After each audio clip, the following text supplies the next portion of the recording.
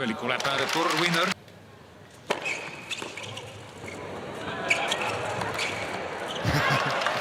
Разбира се, демонстративен матч, иначе тук това можеше да бъде оценено като хиндранс. Да. Аванси. Тази вече със сигурност е аут. Даже от тук се видя.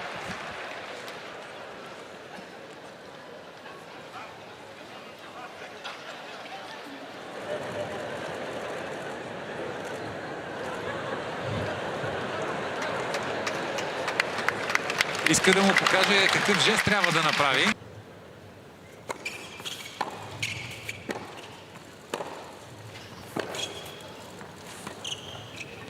Много ниска топка. Разбира се, същото важи и за Григор.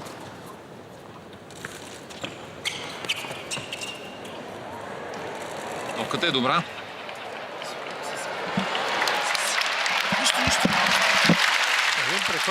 Прехвърляш.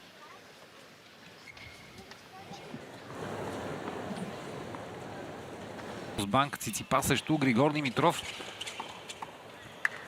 Преди малко Циципас и Мария Сакари беше в топ 10 на световната ранглиста.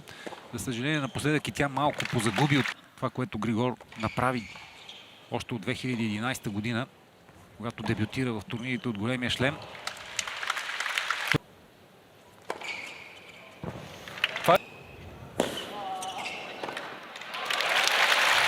По корта също превъзхожда.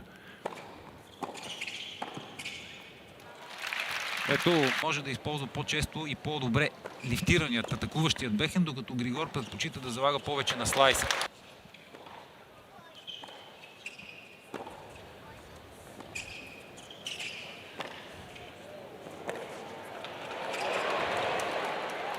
Сякаш не чу. Да, това беше истинска демонстрация на сечен бекхенд от двамата. Менеше ръцете.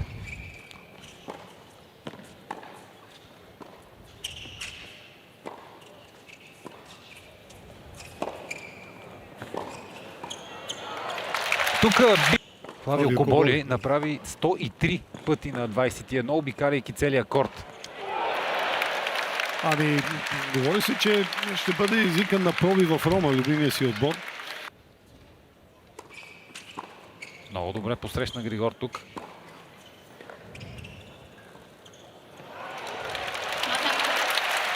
Ето. Много позитивно подходи още при ретурата. Един спортист няма по-хубаво нещо от това да играе на родна земя пред толкова много хора. О, това беше наистина феноменално! Ето ги и родителите на Григор Димитров. Вероятен начин. Да, и аз не знам дали нарочно забави удара или очакваше, че ще излезе. Не.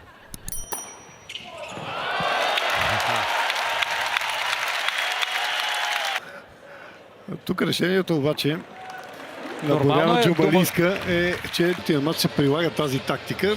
Съперника печели първия сет, то се опиташ да нарушиш ритъма, това в рамките на шегата. Ами той всъщност Стефан...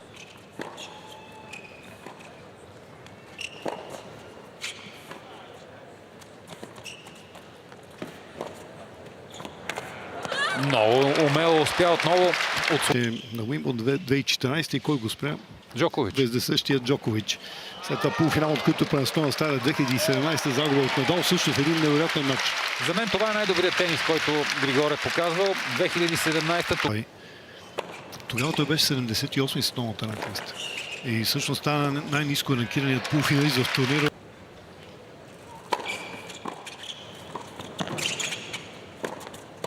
Много умело. Циципас усети случай. Григор сервира при 0-3.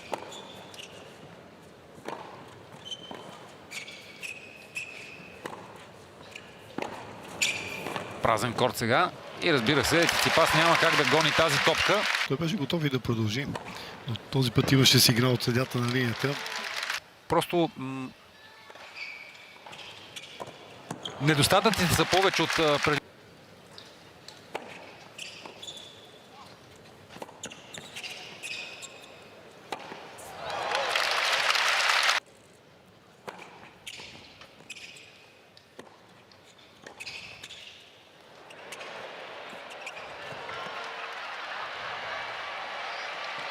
Браво.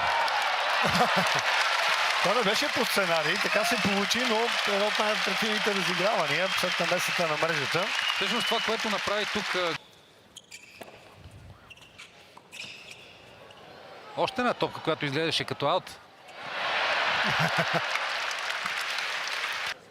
Опита точно това.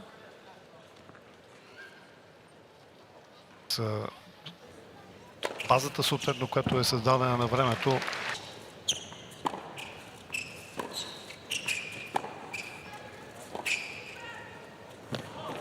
Ужасно ниска топ. Да, просто нямаше как да... Страхотен ретур. Не може да се позволи. И съответно демонстративни мачове, или когато става дума примерно за отборни състезания с различен характер. Ето тук можем отново.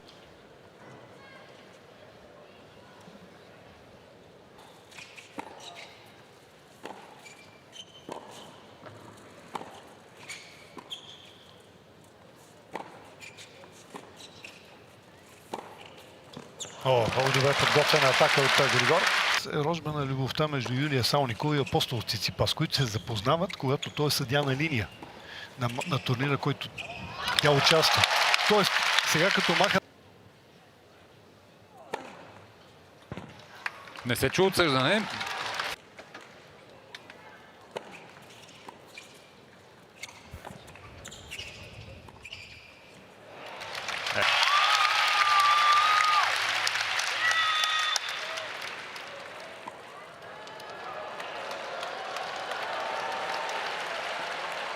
Да, личи си, че това са деца, които играят и то доста добре.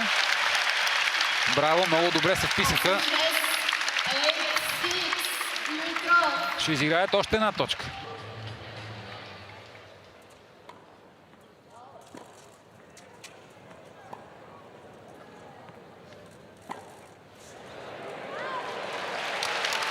Бе предизвикана грешка от форхенд, но това детенце притежава чудесна техника на ударите.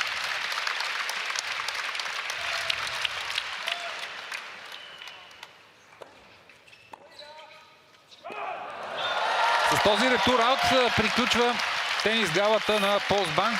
Победа за нашата първа ракета с супер тайбрек в това балканско дерби, ако можем така да го наречем.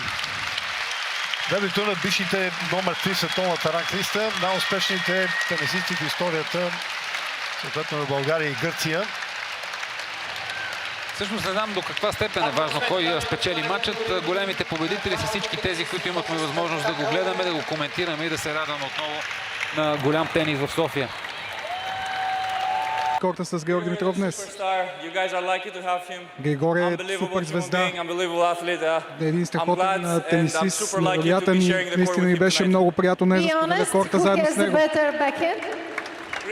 Кой има по-добрия бекхенд днес? Григор Димитров. Кое беше толкова специално днес? Защо той е такъв? Защото е много красив.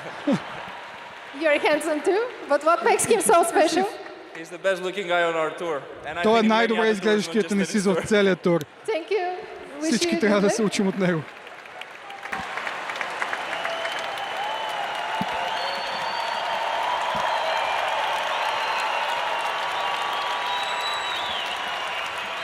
Страхотна атмосфера, Григор, страхотен мач направихте. Много красиви отигравания. Припомни на хората тук в залата, които те обичат, какво можеш най-добре. Ти как го усети? Вижте, всеки минава през моменти, но те са моменти, които най-много важат за мен. След всички толкова години да видя подкрепата, даже не само същата, но повече, означава много за мен, за нас, за България. Винаги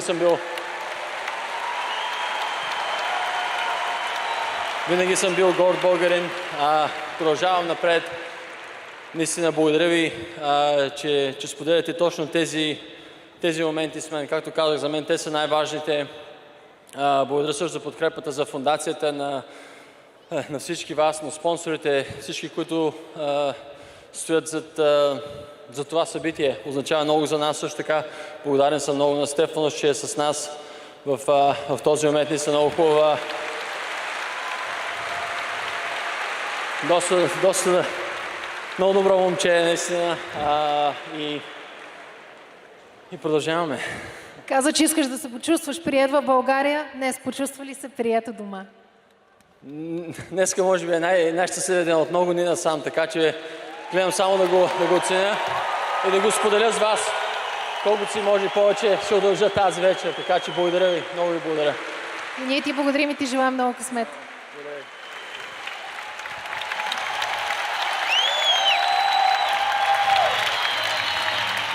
Ами да благодарим и на двамата тенисисти.